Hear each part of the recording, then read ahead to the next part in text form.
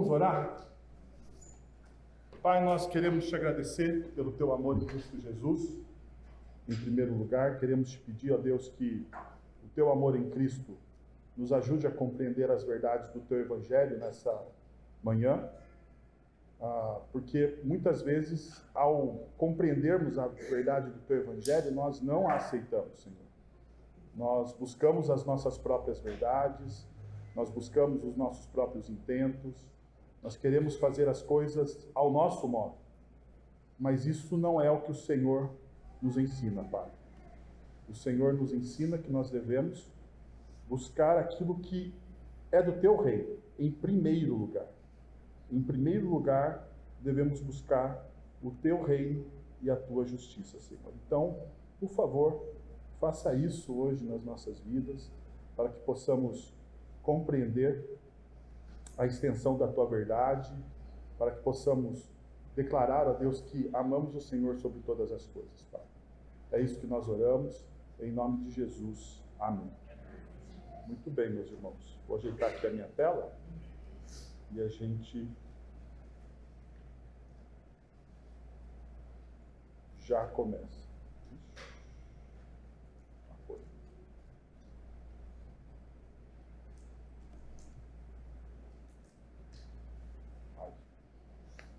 Muito bem, nós estamos falando sobre o texto de Paulo a Timóteo nas suas duas epístolas com esse tema, antifrágil, entre o ideal e o real. E uma das coisas que nós temos analisado é como a nossa sociedade, a nossa cultura tem tornado as pessoas cada vez mais frágeis, cada vez mais frágeis. Então a gente tem denominado que a nossa geração, essa geração presente aqui agora, é uma geração altamente frágil. E por quê?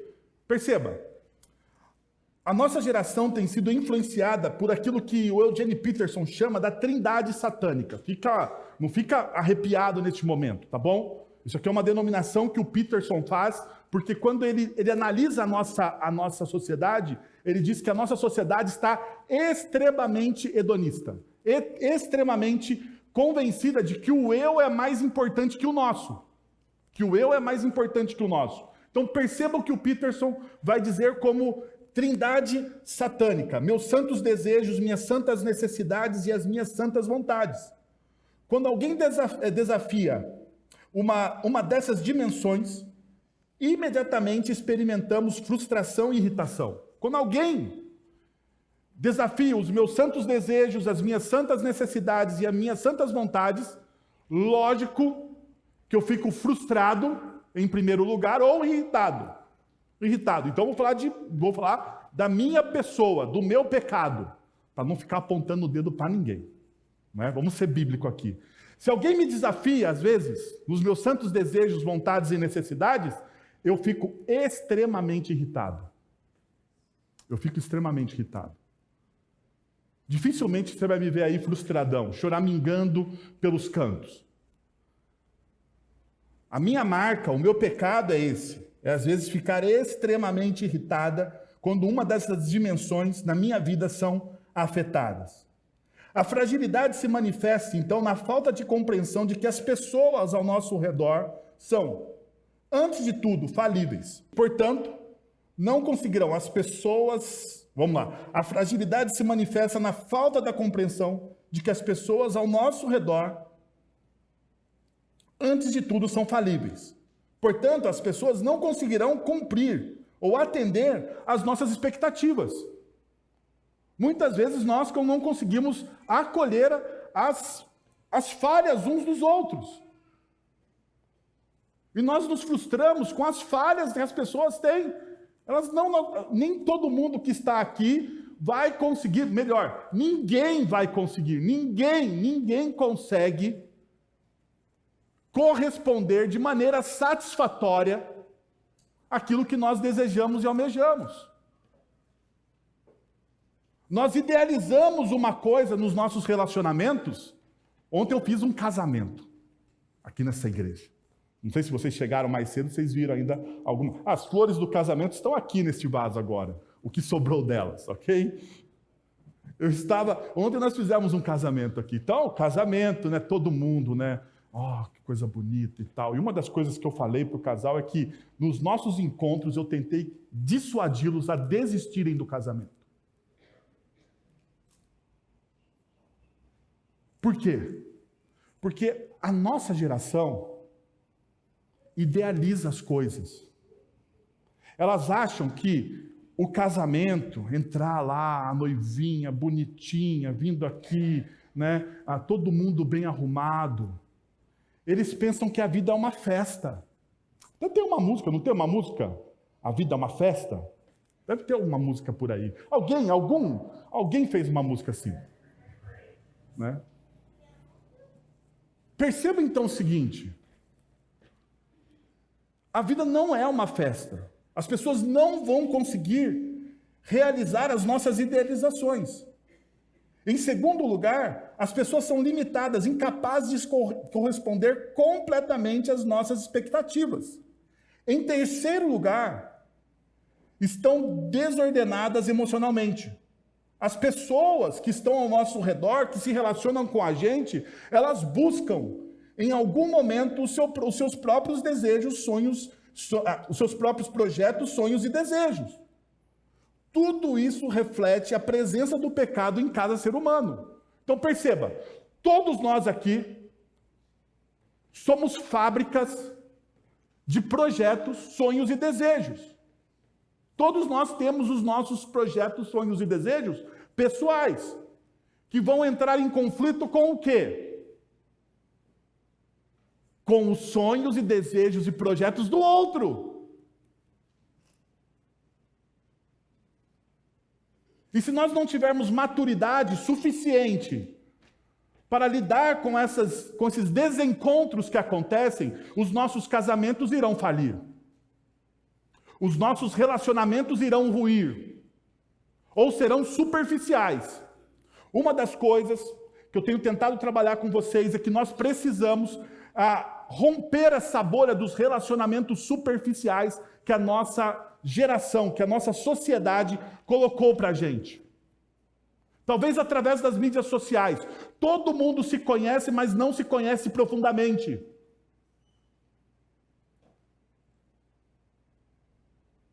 Todo mundo se conhece, mas a gente não tem um senso de pertencimento. Percebe isso? Nós não temos um senso de pertencimento. Como isso se reflete na vida de uma comunidade cristã? As pessoas trocam de comunidade, migram de comunidade uma para a outra, como se os vínculos não existissem.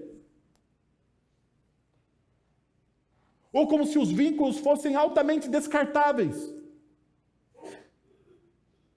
Porque aquela pessoa não gosta muito de mim, então eu vou migrar, eu vou para um lugar onde o pastor fale menos domingo de manhã, porque 1 hora domingo de manhã, 1 hora de pregação domingo de manhã, ninguém merece.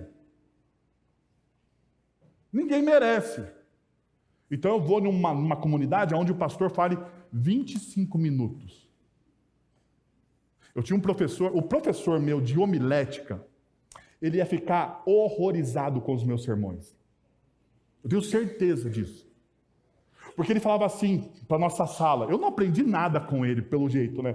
Porque ele fala assim, ele fala para os alunos, né? Alunos, um bom sermão dura 25 minutos. Estava lembrando isso esses dias, quando a minha esposa reclamou do tempo aqui. 25 minutos? O que o cara fala em 25 minutos? 25 minutos é a minha introdução. Quais seriam então as implicações para isso? Para essa falta de profundidade dentro dos relacionamentos? Veja, desilusão e frustração. A expectativa de que os outros atendam às nossas trindades pode levar a desilusões frequentes, resultando em frustração quando as pessoas inevitavelmente não conseguem cumprir essas expectativas que elas são irrealistas. Ainda, conflitos interpessoais, a falta de compreensão da fabilidade e das limitações humanas pode gerar conflitos nos relacionamentos. quando as pessoas não conseguem atender às expectativas irreais. Surgem atritos e mal entendidos. Ainda, distanciamento e desconexão. Talvez este aqui seja o pior dentro de uma comunidade cristã. A busca constante por atender às próprias trindades pode levar a um distanciamento emocional, pois as pessoas se concentram em seus próprios desejos e necessidades. Isso pode resultar em uma desconexão dos relacionamentos, já que a prioridade está nas expectativas individuais, em detrimento da compreensão e apoio mútuo. Isso acontece dentro de uma comunidade cristã, e isso acontece dentro dos casamentos, das famílias, dos relacionamentos com pais e filhos e nas empresas. Isso acontece em todo lugar. As pessoas hoje estão em busca de conexões, mas elas não querem abrir mão dos seus desejos, sonhos, vontades e necessidades. Eu quero conexão, eu quero relacionamento, mas eu não quero pensar no outro, eu quero pensar somente em mim.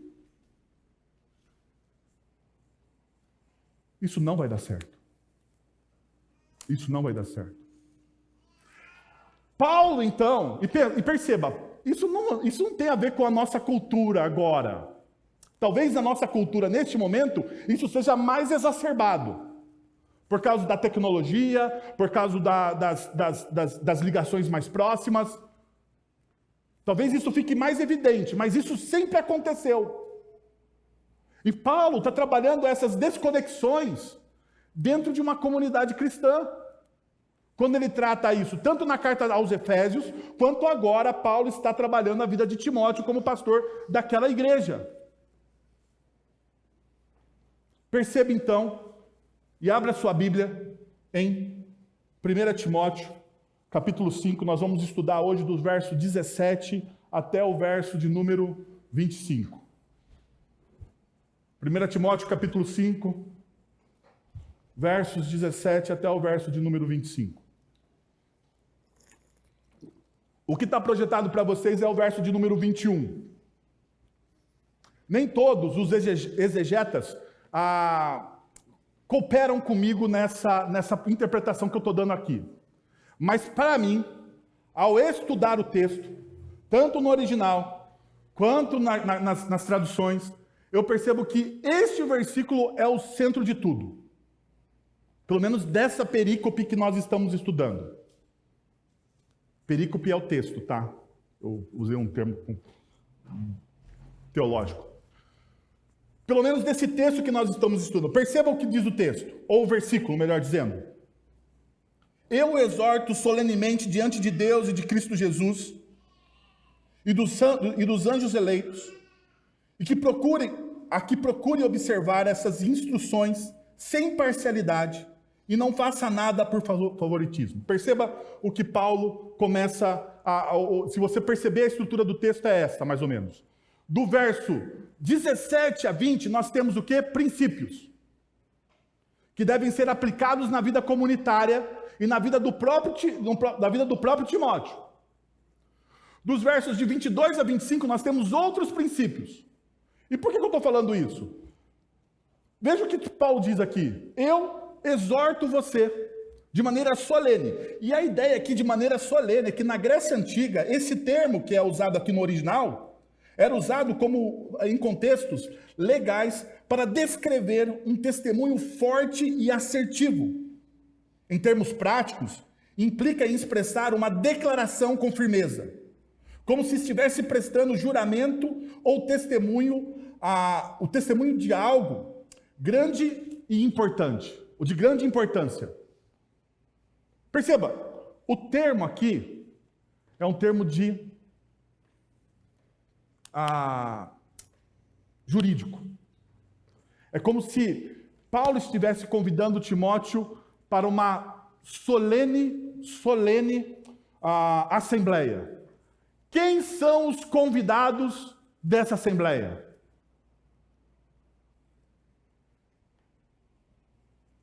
Deus Cristo Jesus e os anjos eleitos. É uma Assembleia Santa.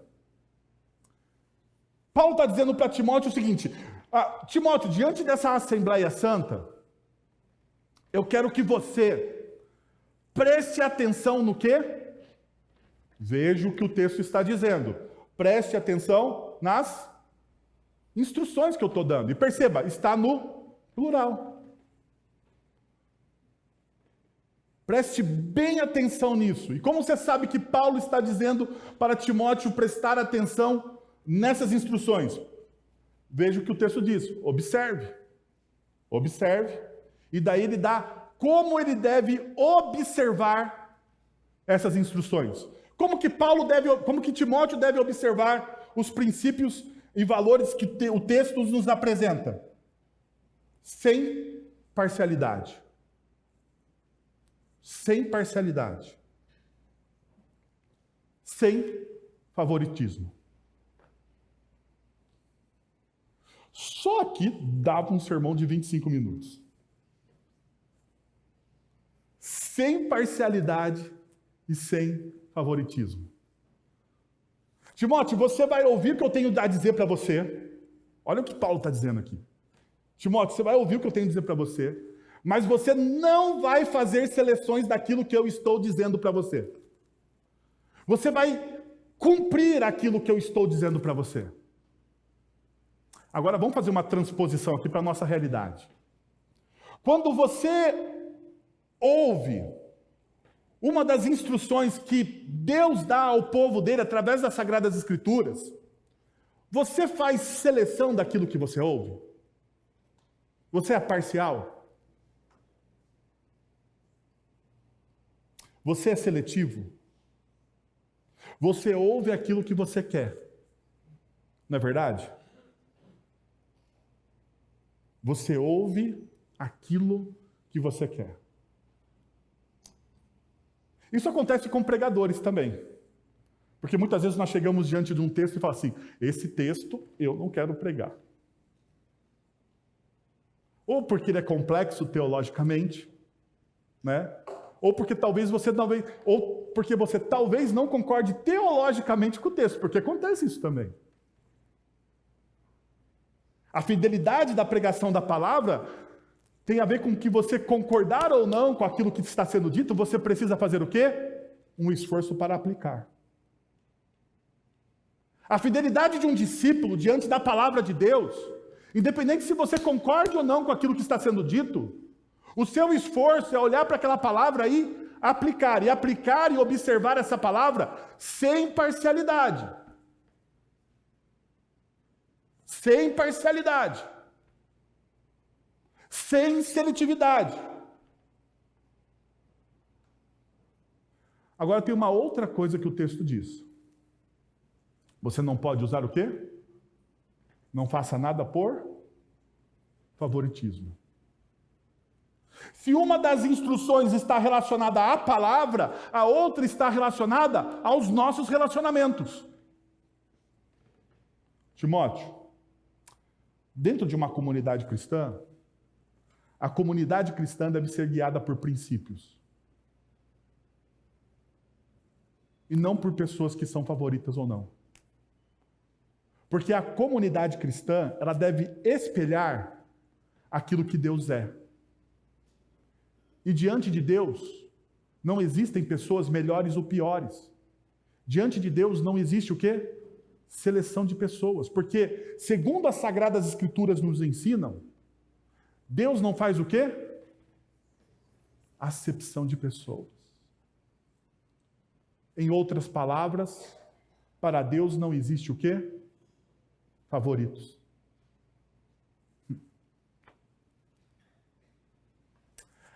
A pergunta é que se na nossa comunidade isso acontece. Essa é uma pergunta incômoda, gente. Sabe por quê? Porque nós somos pecadores. E nós, muitas vezes, nós temos esse viés de escolher pessoas que são mais afinadas com a gente, com aquilo que nós pensamos. Por exemplo, se o seu espectro de ideologia política é mais à direita ou mais à esquerda, você vai escolher pessoas que reflitam isso. Que reflitam, às vezes, preferências pessoais suas que não têm nada a ver com a palavra de Deus.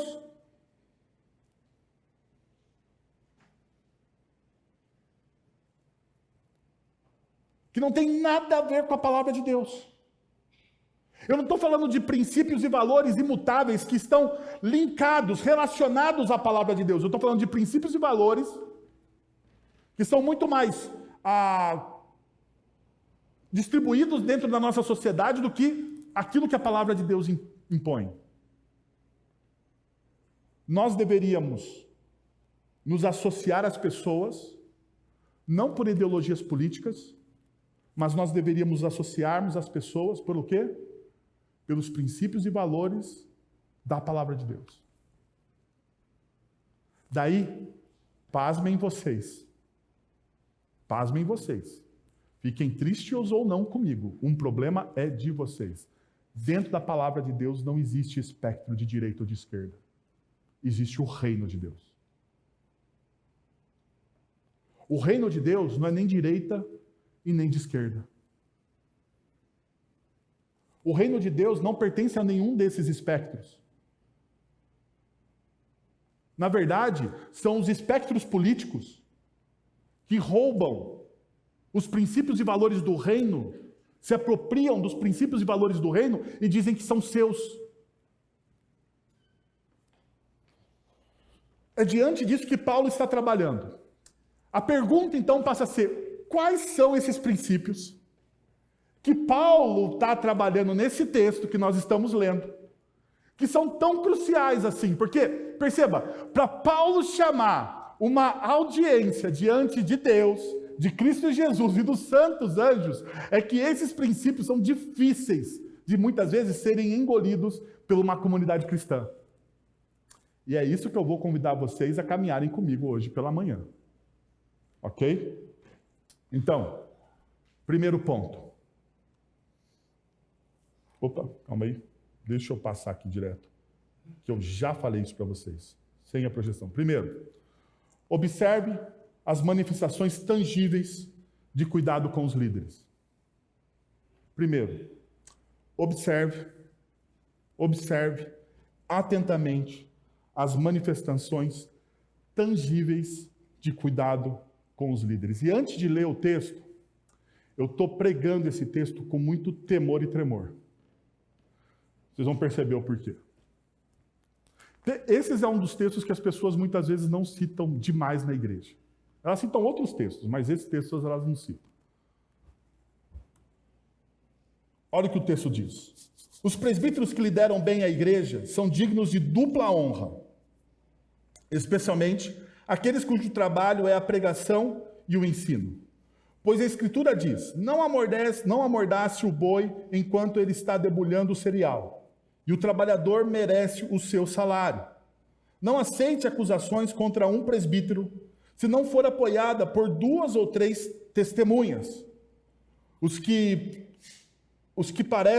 pecaram deverão ser repreendidos em público, para que os demais também temam. Primeiro, veja o que o texto diz. Que aqueles que lideram a igreja, eles lideram a igreja e merecem serem honrados com dupla honra. Eu vou dizer para vocês, eu prefiro essa tradução, porque ela é a mais exata do que a tradução corrente da Revista Atualizada. Porque a tradução corrente da Revista Atualizada, a João Ferreira de Almeida, Revista Atualizada, pode nos dar uma interpretação exagerada. O que diz o texto na Revista Atualizada da João Almeida de Ferreira? Quem está aí? Dobrados honorários. Hoje seria o dia excelente para eu pregar aqui sobre o aumento de salário dos pastores. Não seria? Olha só. Deus me deu a deixa e eu não vou fazê-lo. Deixa eu falar para vocês, então, que o texto está convidando a gente a exercitar a dupla honra. O que significa esse negócio de, eu esqueço da João Ferreira, como é que a João Ferreira traduz mesmo?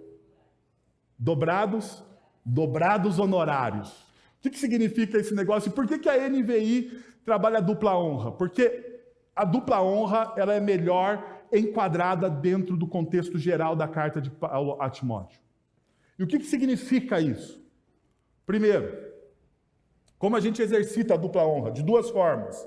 A dupla honra ressalta a importância do respeito, reconhecendo a dedicação dos pastores. Segundo, a remuneração justa é parte integrante da dupla honra. Reflete o reconhecimento do trabalho árduo dos pastores. Honre os seus pastores, ou aqueles pastores que são fiéis de maneira generosa e com providência. A primeira orientação de Paulo está dentro desse versículo de número 17, demonstrando que honrar os pastores, dessa forma, reflete o poder do Evangelho, por incrível que pareça, o poder do Evangelho e a glória de Deus. No Brasil, na nossa cultura, a compreensão dessa expressão dupla honra é fundamental para contextualizar o significado deste versículo.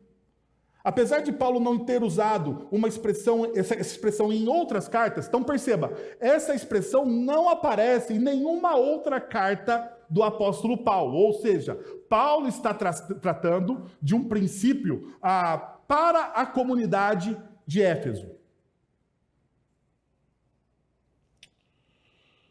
O contexto mais amplo sugere duas maneiras pelas quais a igreja pode cumprir essa ordem. Primeiro, é essencial compreender que a dupla honra implica em respeito. Respeito. Além da compensação financeira. Paulo ressalta isso ao comparar com a instrução dos escravos no capítulo seguinte, destacando que os mesmos devem se reportar aos seus senhores com respeito. Com respeito. O princípio é explícito. O pedido de Paulo aos crentes em Tessalônica insta-os a reconhecer e considerar com amor aqueles que trabalham no ministério. Aqueles que trabalham no ministério. Além disso, a dupla honra também tem a ver com compensação financeira, porque o texto diz isso também. Apesar de não ser confortável para quem prega falar sobre isso. Como evidenciado pela referência que Paulo faz no versículo de número 18. A citação que Paulo usa é Lucas capítulo 10, verso de número 7, e Mateus 10, 10, junto com Deuteronômio capítulo 25, verso de número 4. Reforça a justiça na compreensão para aqueles dedicados ao ministério de tempo integral, na pregação e no ensino da palavra. Paulo não prescreve, não faz uma prescrição da quantidade, por isso que eu não gosto da tradução do honorário dobrado. Porque não é uma descrição prescritiva, é um princípio que deve ser aplicado conforme as realidades de cada comunidade cristã. Mas nós devemos nos alertar, ou devemos ser alertados, que o próprio apóstolo Paulo vai combater a forma extravagante de viver a vida nos próximos versículos ou no próximo capítulo de número 6. No entanto, a expressão dupla honra, ela sugere que o povo de Deus deve cumprir de maneira generosa e sustentar os seus pastores de uma comunidade.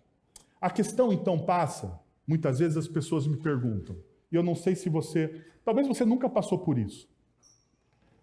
Talvez alguns dos profissionais que passem por isso são os músicos. Mas, geralmente, a pessoa me pergunta, mas o que o senhor faz? Eu falo, eu sou pastor. E a pessoa fala assim, só isso?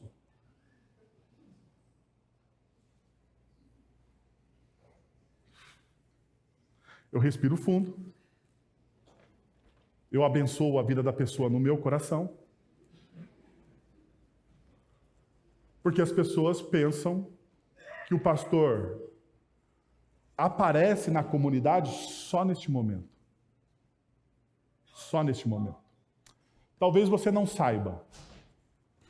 Talvez você não saiba. Mas eu gostaria de demonstrar para vocês uma realidade, que é essa. Os pastores de tempo integral, conforme indicado pelo Instituto SWNS da Irlanda, figuram entre as profissões mais estressantes do mundo. Nós estamos juntos com os controladores de voo, sabe o controlador de voo que fica naquela torre para que o avião não bata? Estamos junto com os caras. Com os gestores de centro de emergência hospitalar, estamos junto com os caras. Com os CEOs de grandes corporações financeiras, estamos junto com os caras. E outras profissões que demandam não somente esforço físico, mas principalmente atenção. Deixa eu mostrar para vocês, então, quais são as tensões dos pastores. Primeiro, expectativa implacável. Quando exigimos perfeição de pastores, desumanizando sua figura. Eles são gente em processo de santificação, não perfeição. Como o pastor disse isso? Ai, por que o pastor não me atendeu hoje? Ai, mas o pastor foi tão áspero comigo. Ah, o pastor entrou na igreja. Ai, o pastor entrou por essa igreja e nem disse oi para mim.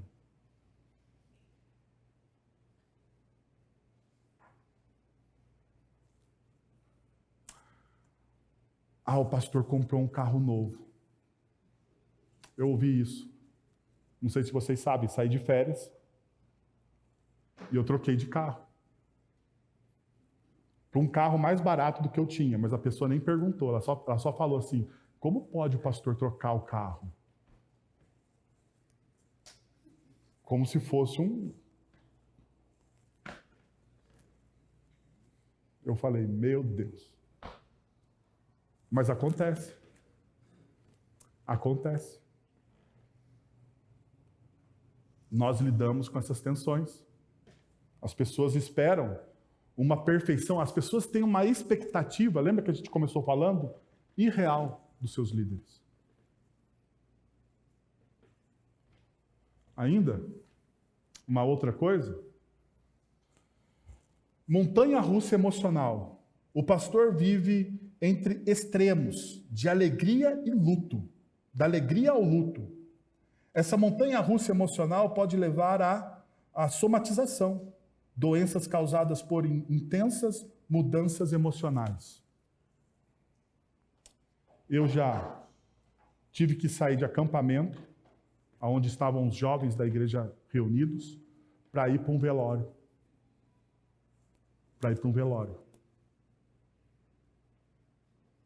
Eu já tive que sair de um culto de domingo, depois que eu preguei, para ir no velório do meu sogro.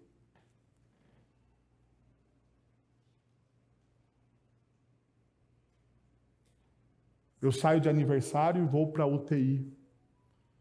Eu saio de aniversário e vou atender um marido que tentou matar a esposa. Isso acontece. Isso acontece.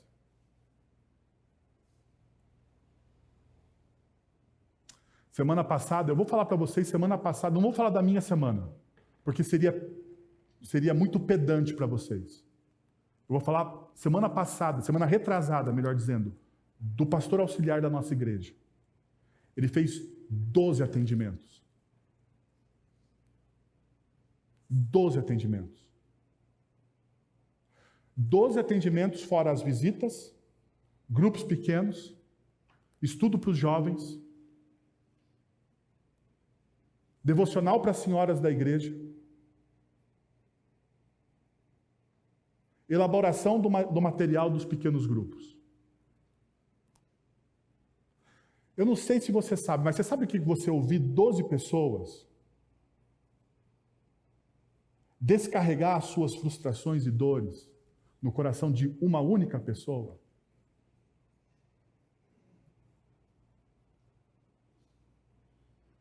Daí, quando alguns irmãos encontram esse pastor no clube, na academia, no shopping center, num período talvez de tarde, que deu uma folga na agenda, porque existe uma folga na agenda do pastor. Ele falou assim, nossa, eu vou sair, vou tomar um milkshake.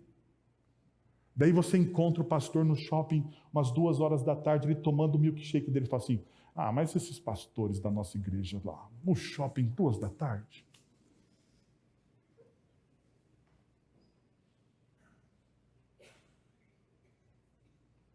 Só que quando o pastor encontra com você às 2 da tarde no shopping, o pastor não pergunta por que você está às 2 da tarde no shopping.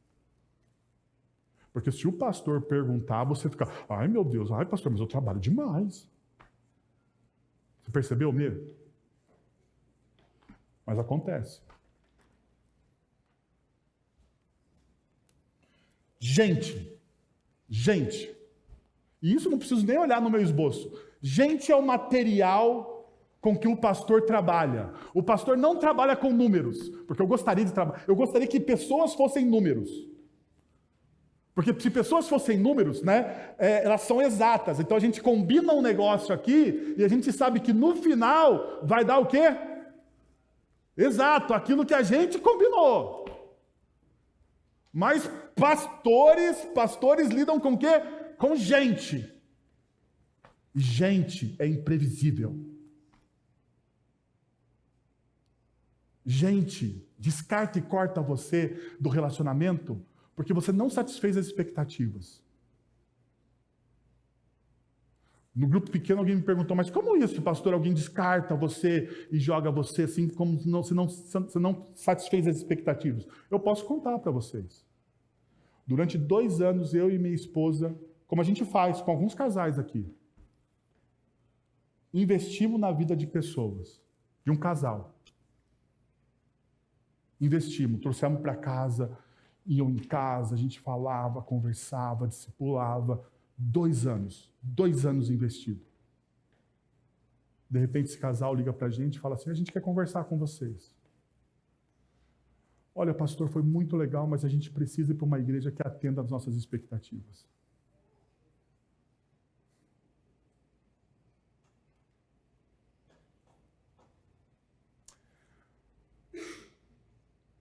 A pessoa olhou para mim e falou, você tem alguma coisa a dizer?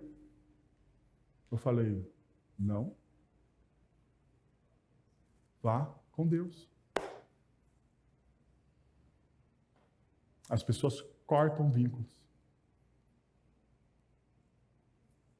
Sem nenhuma consideração. Porque nós lidamos com gente. Não com números. Outra, a gente lida com gente na questão da liderança. E a maioria de vocês aqui, eu louvo a Deus, são voluntários. São voluntários. É diferente você liderar uma empresa. Porque alguns aqui podem estar pensando assim, mas eu lidero gente da minha empresa, pastor. Você lidera gente na sua empresa que estão lá por uma questão de sobrevivência. Eles estão sendo pagos para fazer aquilo. Então, quando você lidera um time de pessoas que são pagas, o que você faz com a pessoa? É o seguinte, meu irmão, ou é do meu jeito, ou você está fora. O pastor não pode fazer isso. O pastor não pode fazer isso. Eu não mando ninguém da igreja embora. Já tem pastor que fez isso por aí. Mas eu não mando ninguém da igreja, porque o dono da igreja é Jesus. Se Jesus pôs essa pessoa na igreja, foi para desafiar que eu ame essa pessoa. Essa é a minha visão. Então, o que eu vou fazer? Ela vai ficar lá e eu vou cuidar dessa pessoa, mesmo que ela não queira ser cuidada por mim. O problema é dela e com Jesus. Enquanto Jesus me manter aqui como pastor dessa igreja. Porque um dia Jesus pode olhar e falar assim, Wellington, dê o seu tempo aí e para mim está tudo tranquilo, gente. Eu vou para uma outra comunidade fazer o mesmo trabalho, tentar fazer o mesmo trabalho que eu faço aqui, talvez com excelência, com a mesma excelência que eu faço aqui, e não tem problema nenhum. Eu sirvo ao dono da igreja. Pelo menos essa equipe pastoral que está aqui hoje faz isso.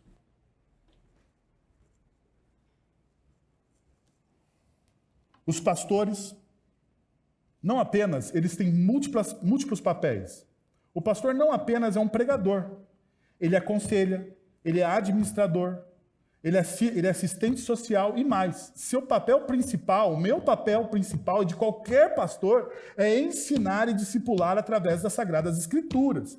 Mas nós passamos os limites. Nós viramos a chave da cabeça o tempo todo. Por exemplo, eu estou no meu escritório lendo ou tentando ler um texto em grego, fazendo uma exegese do texto que eu vou pregar para vocês esse final de semana. Então eu estou lá olhando para o grego e tentando entender o grego. E de repente alguém bate na porta e fala assim, o senhor tem um minutinho? E o pastor é tentado a dizer... A pessoa não bate na porta e fala, tem um minutinho. Ela fala assim, pastor, você não está fazendo nada não, né?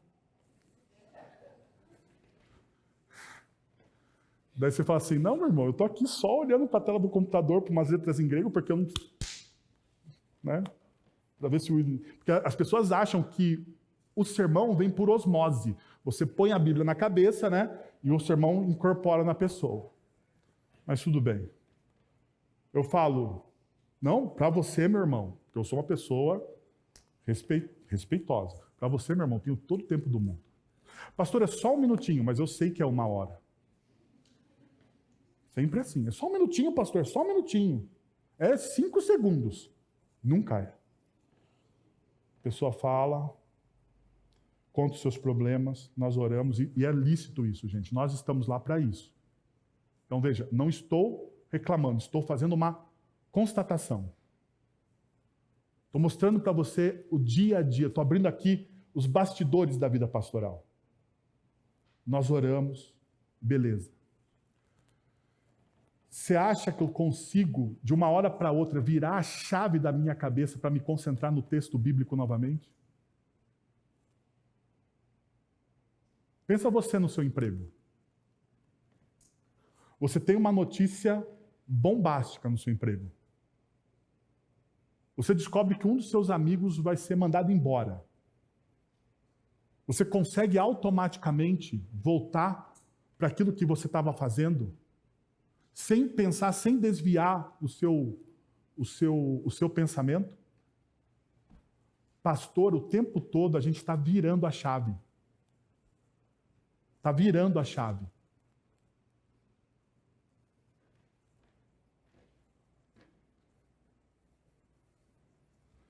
Contradições na fé comunitária. As contradições na fé comunitária entre o que se prega e se pratica são um peso no ministério pastoral.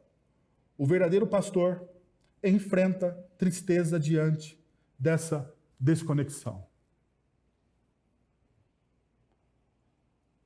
A gente prega, ensina, prega e ensina, prega e ensina. E muitas vezes parece que a gente está enxugando o gelo. A gente fala sobre amor, compreensão e perdão. A gente fala, às vezes eu chego num domingo, estou sendo muito sincero com vocês. Às vezes eu chego em um domingo e eu falo assim, será que eu vou falar? Será que eles querem ouvir mais uma vez sobre perdão? Eles querem ouvir mais uma vez sobre amor? Eles querem ouvir mais uma vez sobre graça? Eles querem ouvir mais. Será que eu não tenho nada de novo aqui que eu consiga? Eu estou falando sério, a gente fica numa crise. Nós estamos numa crise na equipe pastoral, porque nós vamos falar de Natal de novo. Eu já falei sobre o burrinho do Natal, eu já falei sobre a manjedoura, eu já falei sobre os 3 reis do Oriente, eu já falei sobre a estrela, eu já falei sobre todos os personagens que acontecem no Natal. Eu já falei sobre o Natal no Velho Testamento, o Natal no Novo Testamento, já falei sobre tudo isso. Mas mais uma vez vai chegar o Natal. Eu lembro uma vez que estava lá, não foi aqui, não fique tranquilo. Pregamos lá, fizemos uma série sobre Natal, pregando e tal, não sei o quê. E eu não tinha me atentado para isso. Daí que acabou a pregação, um irmão, muito respeitosamente, falou, pastor, vem cá, vou conversar com o senhor. Eu estou preocupado. Eu falei assim, por que, meu irmão? Porque esse texto do Natal que você pregou esse ano foi pregado ano passado. Eu olhei e falei assim, pois é, irmão, mas tem poucos textos do Natal na Bíblia. Só se a gente escrever um texto novo, tá afim? A gente passa por isso. A gente passa por isso. Paulo, então, ele olha para essa comunidade e diz, vocês precisam respeitar. Respeitar não é você ter medo do pastor, mas é você respeitar o trabalho que aquela pessoa está desempenhando. E você reconhecer que aquele trabalho é tão difícil como qualquer outro trabalho na face da terra. Não menospreze o trabalho. Tanto que Paulo vai dizer a Timóteo, não menospreze Timóteo. Não menospreze aquilo que você está fazendo. Porque aquilo que você está fazendo é de suma importância. Porque a tendência, diante das coisas de uma comunidade cristã, é que o mundo a despreze. Daí Paulo, então, ele entra num segundo ponto no texto que nós estamos lendo.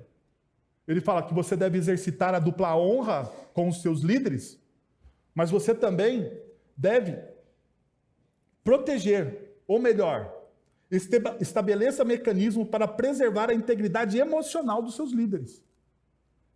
Como que Paulo faz isso?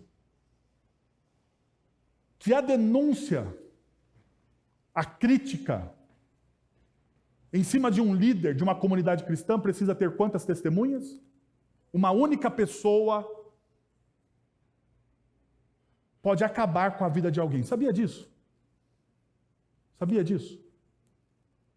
Que uma única pessoa... Tiago vai dizer o seguinte, que a língua de uma pessoa, de qualquer pessoa, a língua de uma pessoa é um inferno em chamas. Não é isso que Tiago diz? É um inferno em chamas. Que a língua tem o poder, que é o menor órgão do corpo humano. É o que Tiago vai dizendo. Você pode abrir lá o texto de Tiago. Que a língua é o menor órgão do corpo humano, mas que provoca um mundaréu de problemas. Ela pode incendiar, consumir a reputação de alguém. Basta alguém ser mal intencionado para tal coisa. E daí pastores estão liderando pessoas que muitas vezes não têm as suas expectativas atendidas e podem levantar o quê? Um falso testemunho contra os líderes. E aqui não é só pastores agora, presbíteros, diáconos, líderes de ministério, todos aqueles que estão à frente de uma comunidade cristã podem sofrer esse tipo de coisa. Então agora aqui a gente amplia. Qualquer um que está em posição de liderança, às vezes, pode passar por isso. O que Paulo diz? Paulo diz, crie um mecanismo. Não seja omisso. Paulo não está dizendo que nós não devemos ser omissos. Paulo está dizendo, crie um mecanismo para que a denúncia seja averiguada por mais de uma pessoa. Porque talvez aquilo seja algo pessoal e deva ser tratado de maneira pessoal. Mas é uma única visão, não é uma visão da comunidade, do corpo de Cristo, mas de uma única pessoa. Paulo nos diz ainda que nós devemos, como líder, ser líder implica em ser exemplo quando cometem erros. Devem submeter-se à disciplina da igreja. Perceba, Paulo está falando, e vem logo em seguida, Paulo fala, crie mecanismos para que a integridade do líder seja cuidada. Daí Paulo diz o seguinte, mas se ele realmente for pego em um erro, ele precisa ser o quê? Disciplinado. Ele precisa ser disciplinado. Porque a disciplina, ela mantém a santidade da igreja. Paulo nos apresenta, então, algumas razões pelas quais devemos repreender os pastores, ou presbíteros, ou líderes, qualquer um deles, de maneira pública. Primeiramente, essa repreensão serve como testemunho da verdade, porque a igreja, como diz o próprio apóstolo Paulo na carta de Paulo de Timóteo, a igreja é o baluarte da verdade. Baluarte da verdade. Na igreja de Éfeso, que é a que nós estamos tratando, haviam falsos mestres, e erros eram cometidos a rodo. Paulo, então, incentiva para que esses mestres sejam repreendidos publicamente. É crucial compreender que a magnitude daquilo que Paulo está falando aqui não significa sobre qualquer erro, erros pueris, porque erros todo mundo comete. Erros que implicam em toda a comunidade. Por exemplo, ensinar um falso princípio das Sagradas Escrituras. Ensinar uma verdade de maneira errada agride não somente o líder, mas toda a comunidade. Toda a comunidade. Dizer algo que não está nas Escrituras, fazer uma interpretação do seu puro achismo, subverter as Escrituras ou colocar um peso sobre a vida de alguém que não é o Evangelho, condena toda a comunidade a um erro. Então, o que Paulo está dizendo? Que essas pessoas devem ser o quê? Repreendidas publicamente.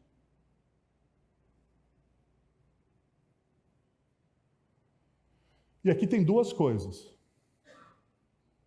Primeiro, líderes, pastores, presbíteros, diáconos, líderes de ministério que ensinam a palavra, professores, todos nós estamos sujeitos a erros.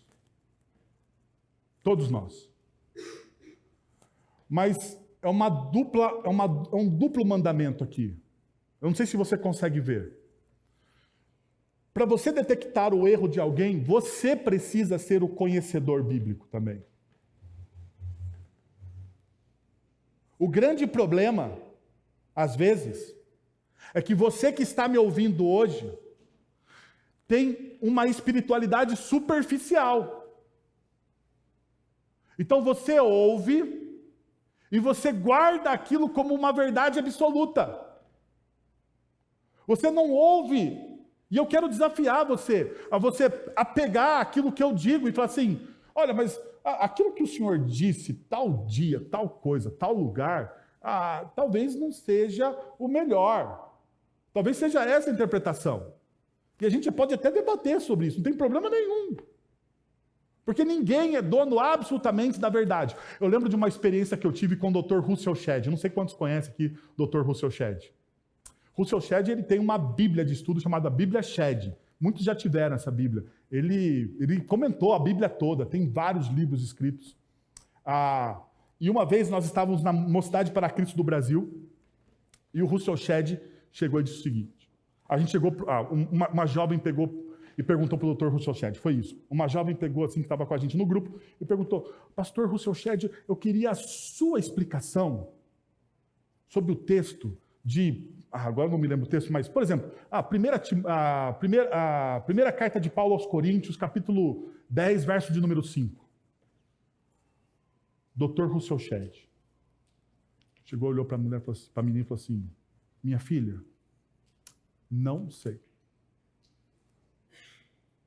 Porque eu não estudei esse texto profundamente. Não posso te responder. Eu achei aquilo de uma humildade tremenda. O Dr. Russell Shedd estava lá no treinamento da Mocidade para Cristo do Brasil para ensinar a nós Bíblia. Mas quando foi perguntado para ele sobre Bíblia, o que ele disse? Não estudei esse texto profundamente, então não posso emitir a minha opinião sobre isso que a senhora está me perguntando agora. Talvez mais tarde, quando eu estudar, eu posso responder para você. Perceba, humildade. Líderes precisam ter humildade para ensinar direito. E humildade gera autoridade. No entanto, aqueles que ouvem os seus líderes precisam conhecer as Sagradas Escrituras para não caírem nos erros que muitas vezes os líderes cometem. Não abraçarem tudo aquilo que um líder fala como verdade absoluta. E olharem para aquilo que o líder está dizendo com uma santa desconfiança. Como os crentes de Bereia, que a cada ensino que eles iam aprendendo, eles olhavam para onde? Para as Escrituras, para saberem se aquilo estava de acordo com a palavra de Deus. Meus irmãos, nós crescemos como comunidade. Como comunidade. Nós vamos crescer de maneira integral quando todos nós, crescermos juntos em santidade. Deixa eu fazer uma imagem aqui para vocês. Perceba. Quando você vai à academia. Quem vai à academia aqui? Quem vai à academia? Quem vai? Pode levantar a mão, não tenha medo não. Não é pecado. Pode ir à academia. Não vou chamar você de narcisista, seus narcisistas, estou brincando. Não vou fazer isso. Deixa eu te dizer, quando você vai à academia, você treina todos os conjuntos de músculo do corpo, não é verdade? Você não pode falar assim, vou treinar só bíceps, vou treinar só peito, vou treinar só costas, vou treinar só pernas. Eu já fui à academia e eu odeio o dia de perna. Odeio o dia de perna. Porque não vejo objetivo em treinar a perna. Mas, no treino da academia, você precisa estar o quê? Com o seu corpo equilibrado. Porque se você não treinar todos os conjuntos, você não terá o seu corpo equilibrado. Perceberam? É a mesma coisa, nós somos o corpo de Cristo. Nós somos o corpo de Cristo. E se todos nós não treinarmos, se todos nós não nos aprofundarmos nas Sagradas Escrituras, haverá parte do corpo de Cristo que estará bombada e a outra parte do corpo de Cristo estará meio mirradinha como as minhas pernas. Não vou mostrar porque eu estou de calça aqui, mas é a verdade. É a verdade. Existem partes da igreja que às vezes existem partes do corpo de Cristo, que são nós, os membros, as pessoas do corpo, que muitas vezes não se aprofundam, e nós então temos uma igreja desequilibrada. Aqui está a responsabilidade de todos nós nos aprofundarmos nas Sagradas Escrituras, porque quando um líder cometer um erro, ele pode ser corrigido pela própria comunidade. Porque nós estamos no tempo da reforma. A reforma tem uma tese fantástica. Fantástica. Que nós poucas vezes usamos. Sacerdócio universal de todos os santos. Ou se você quiser ser mais evangelical, sacerdócio universal de todos os crentes. O que a tese do sacerdócio universal de todos os crentes diz? Que não existe o sacerdote dono da verdade. Não existe o sacerdote dono da verdade. Não existe a figura da infabilidade papal, com todo respeito aos nossos irmãos católicos romanos, mas dentro da teologia, da teologia reformada, não existe a figura da infabilidade daquele que prega, daquele que ensina.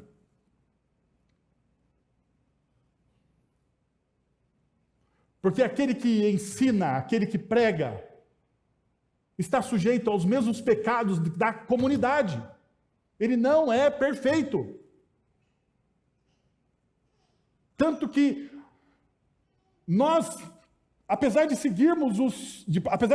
subscrevermos a confissão de fé de Westminster, nós olhamos para aquela confissão de fé com uma santa desconfiança dela. Para examiná-la constantemente, para perceber se ela está certa ou errada. Por isso que sistematicamente nós ensinamos na nossa comunidade os catecismos. Para que todos nós possamos ter um relacionamento vivo e concreto com Jesus. Nós só vamos crescer juntos se todos nós tivermos um relacionamento vivo e concreto com Jesus. A boa notícia e a má notícia. Vocês querem qual primeiro? A má notícia é que eu não terminei o sermão ainda. E tem 57 minutos. E eu lembrei do meu professor que falava que pregação boa é 25. A boa notícia, eu vou encerrar agora. Termino à noite. Eu só queria deixar isso para vocês. Todos nós, somos convidados como corpo de Cristo a desenvolver um relacionamento robusto com o nosso Salvador. Todos nós. Eu e você. Somos convidados como corpo de Cristo a desenvolvermos um relacionamento robusto com Cristo Jesus através da sua palavra, para que não caiamos nos erros teológicos que existem na nossa cultura. Quero convidar você a se colocar em pé. Oremos. Pai, nós queremos te agradecer por esse tempo de ensino e de compreensão da tua verdade, Senhor. Quero te pedir, Pai, que em nome de Jesus, o Senhor possa aplicar esta verdade ao nosso coração, Senhor. Nós precisamos, dia após dia, compreender a profundidade do teu evangelho, termos uma fé robusta, Senhor, para que não caiamos nos erros e nas ciladas de falsos mestres, de pessoas que não ensinam a verdade do teu evangelho, Senhor, mas que corrompem e roubam a beleza da tua igreja, Pai. Eu quero te pedir, Senhor, que o teu Santo Espírito nos ajude, nos acolha, nos ilumine, Pai. Em nome de Jesus. Amém. Agora, irmãos, que a graça de nosso Senhor e Salvador Jesus Cristo, o amor de nosso Deus e Pai, o conselho, o consolo, o poder e a ação do Santo Espírito de Deus estejam sobre vocês agora e pelos séculos dos séculos. Amém.